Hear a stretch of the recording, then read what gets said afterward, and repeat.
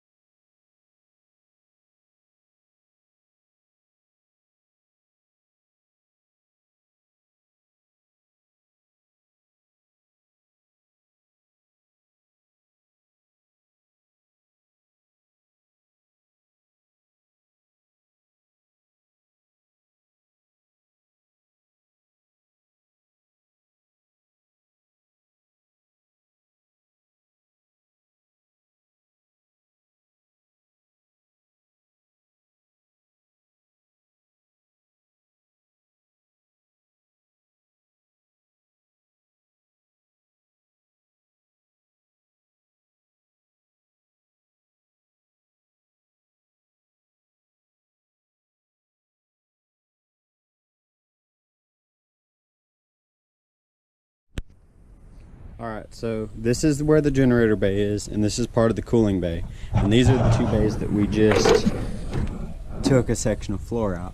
So we've come and removed all the bolts from right here in the main frame and all the bolts here, and now we're ready to go here. So these areas are the ones we're going to do the white finish on, white paint on. These are the wheel wells that we've just done, and you can see right here there's an aluminum plate that we put, and that aluminum plate is in between the plywood and this this exterior section. We tar it in between, that way if any water gets past the aluminum plate, it hits the tar before it gets to the plywood. So, but because this isn't accessible here, we want to do white finish, more like we did in this driver's bay area where you can see the white finish here. We didn't want tar all over everything here.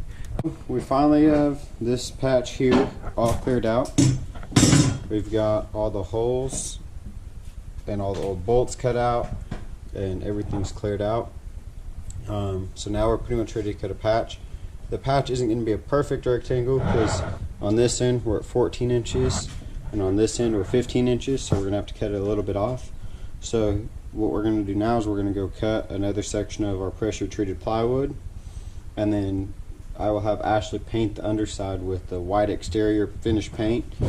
Okay, so we're in the big shop and we pulled out this piece of 5/8.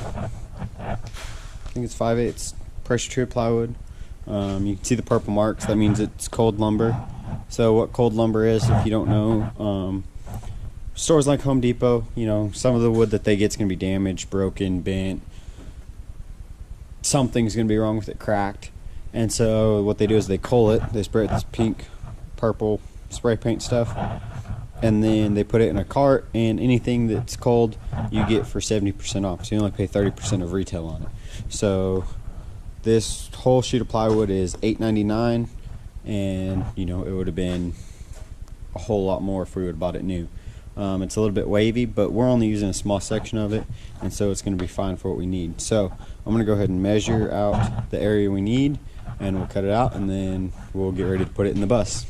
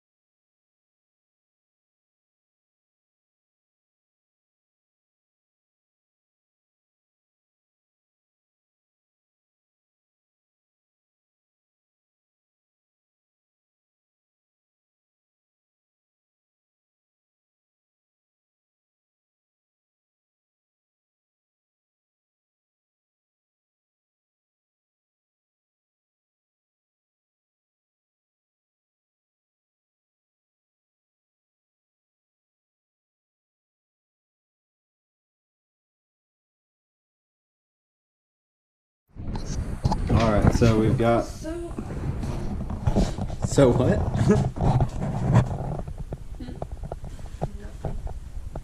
So we've got this patch all cut out, ready to go. We've painted the edges, you can see the white, and also the underside. And all that's painted with a nice exterior paint that should last a long time and protect this piece of plywood. So now we're going to slide it in and then put all the bolts in, and this patch will be done.